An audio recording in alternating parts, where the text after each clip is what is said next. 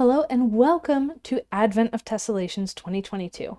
My name is Madonna Yoder and I've put together a series of 25 progressively more difficult mini tessellations to challenge you and get you folding tessellations now and in the years to come.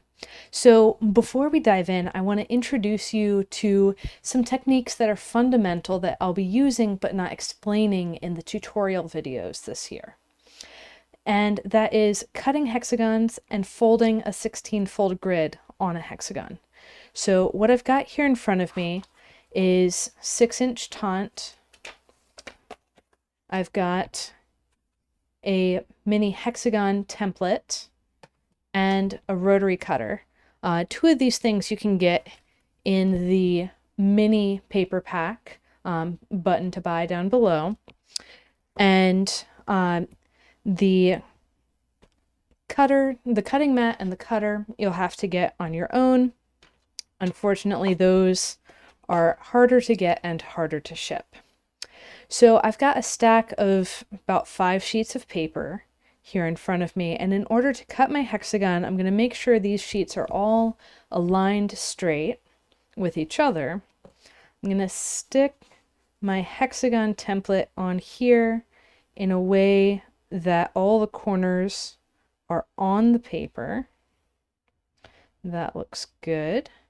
And usually I would do this at the corner of a desk so I can walk most of the way around. Today we're going to be testing how well I can rotate my body. So I'm going to put my hand down on my template to make sure it stays put. And I'm going to cut around with my rotary cutter. I'm going to make sure I'm actually on the edge, especially with these awkward angles. And I can clear away after each cut.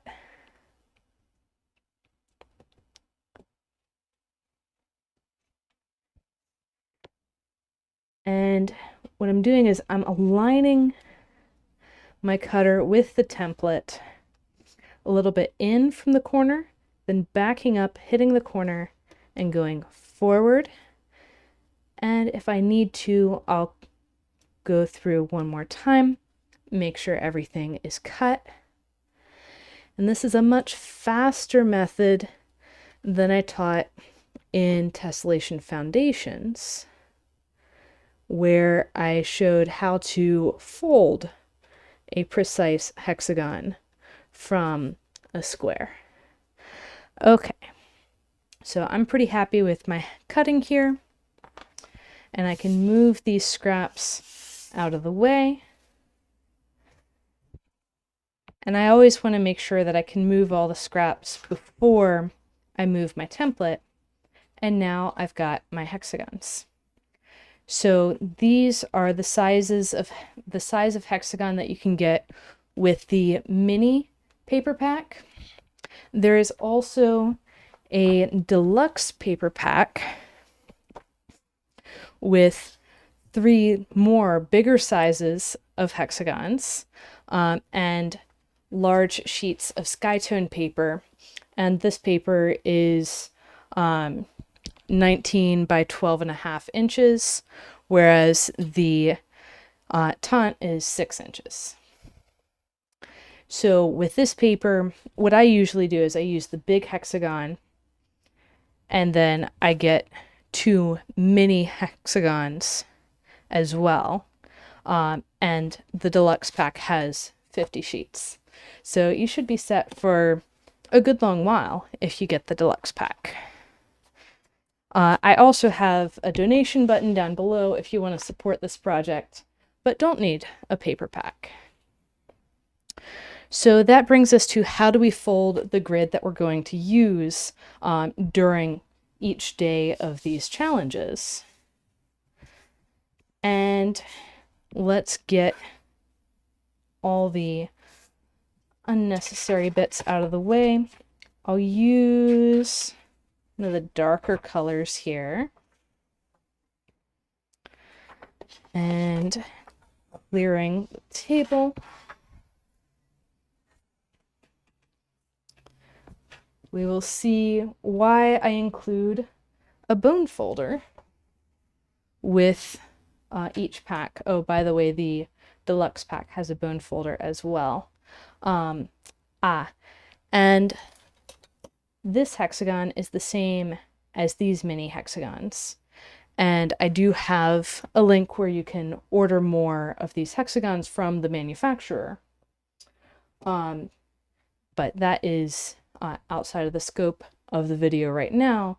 And I actually have an instruction video with that process to help you get everything as you need it. So let's grab the paper and grab a bone folder. Usually I do this sitting down, but since I'm standing and my chair is full, I'm going to go ahead and fold standing up. And when we're starting a grid on a clean hexagon, there's two ways to do it. There's edge parallel, so this edge is parallel to this fold, and there's edge perpendicular. So this edge is perpendicular to this fold. What I'm going to use in all of the tutorials, all of the challenges for Advent of Tess, is edge parallel grids.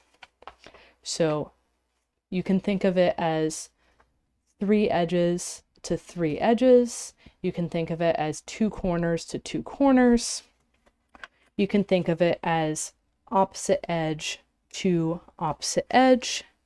But whatever way you think about it, we need to fold our hexagon in half. And here's where I use the bone folder to save my thumb.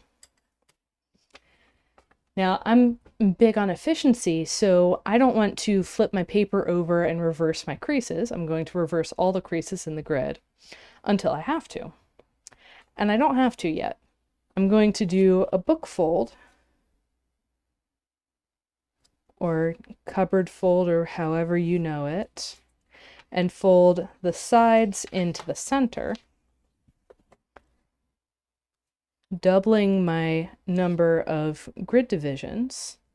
So now we're at 4 in this direction, before I flip my paper over and reverse each of these 3 creases, and then turn my paper and in a new direction.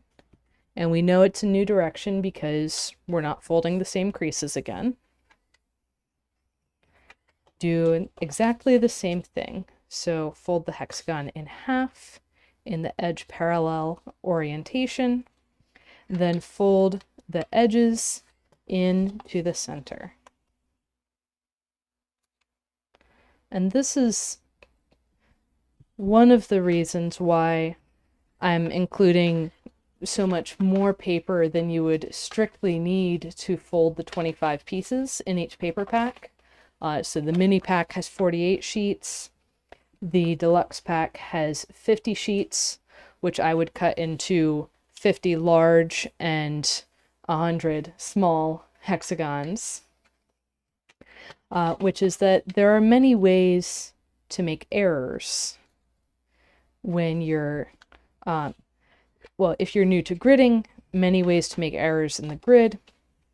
If you're new to tessellations, or even if you've been folding them a while, many ways to make errors when you're folding the tessellation.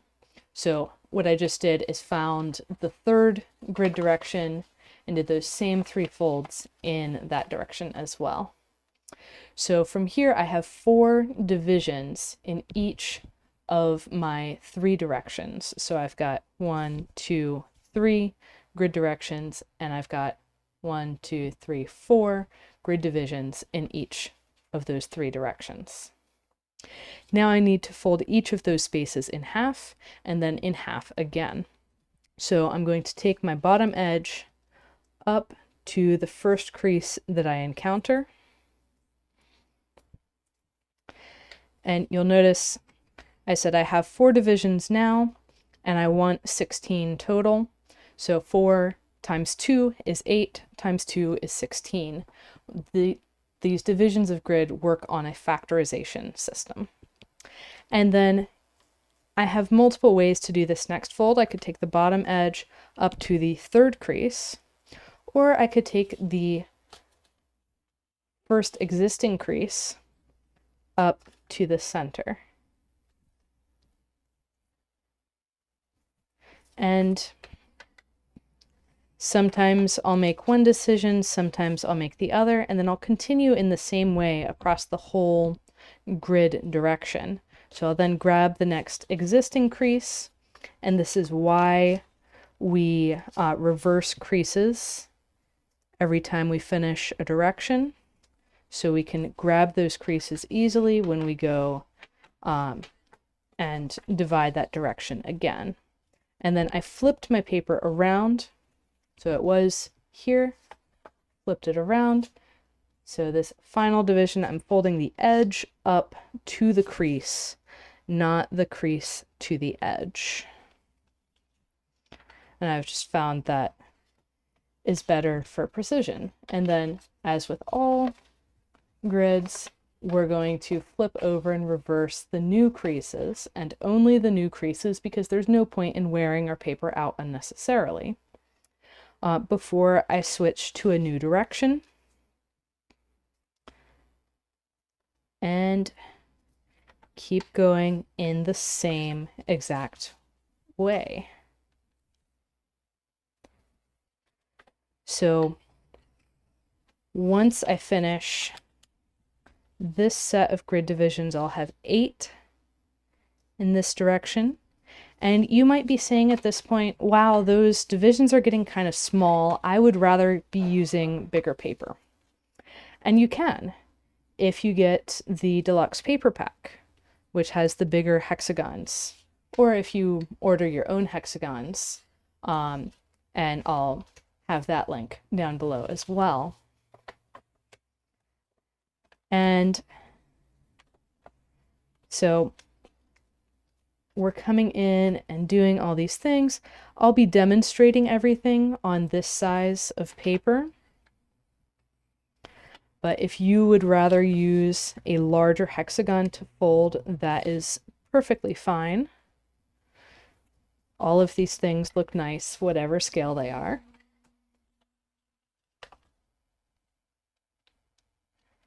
And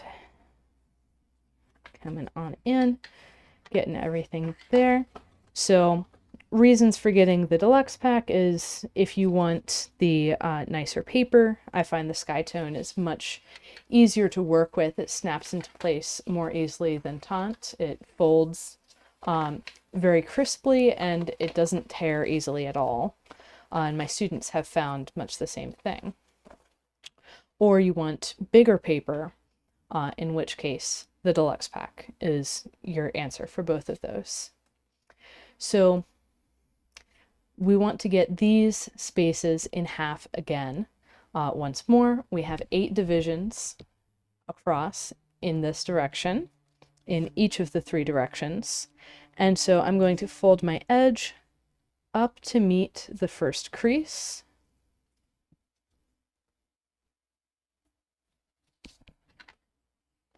And then I'm going to change tactics. I'm going to now fold my edge up to the 3rd crease. If I fold it to the 2nd, that's just one that I already have. So I need to fold up to the 3rd because you need to divide a odd number by 2 to get a result with a remainder of a half. If you divide an even number by 2, you get a whole number, and we want half spacings. And then you'll notice I folded my paper back on the grid line that was already existing. And I'm going to grab that mountain and bring it 1, 2 spacings up. I call this the 3 halves method. And I've got a more thorough explanation inside of Tessellation Foundations. And so I'm going to keep doing that. I'm going to fold back to the pre-existing grid line and then bring that line up 2 grid spacings. Another way to think about this is I'm folding back 2 small divisions, and then folding up 2 large divisions. And I'll work my way across the paper that way. And so reaching the far side, or at this point, I would be reaching the far side if I kept going like this.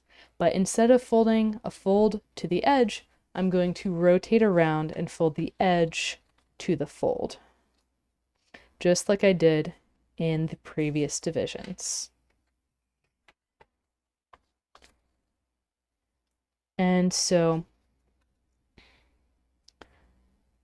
from here, we get 16 divisions. And again, once I finish a direction, I'm going to flip my paper over and reverse all of the creases. You might notice I'm looking away from my hands as I do this, and that's because I've done this so many times, it's gone to muscle memory. I can't do that when I'm actually folding the grid, but when I'm reversing it, that is very much a possibility. And so doing the same thing again in the second grid direction. And hey, if you're not folding your grid as quickly as I am, just remember I've done this hundreds of times. And this is recorded and you can hit pause.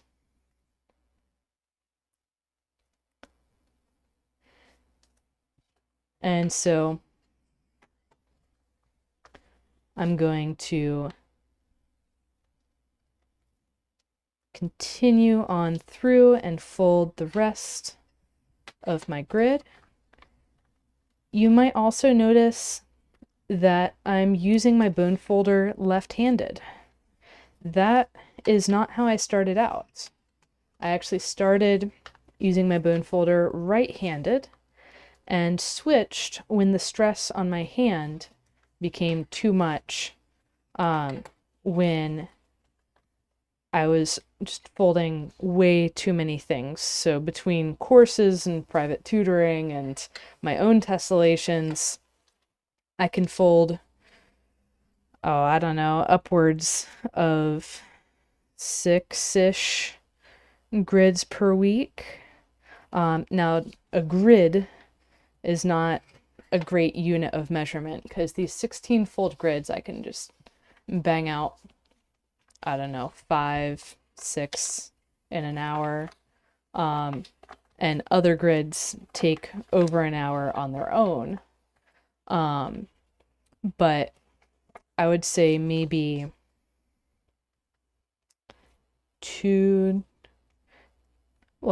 an hour or two of folding grids per day is about the maximum that my hands can handle.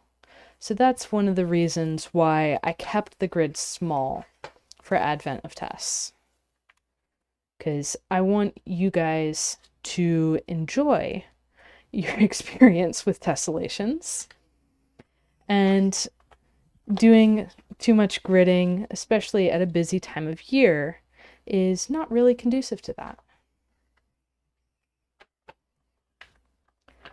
And you can see that I'm perfectly comfortable gridding and holding a conversation with myself and with others.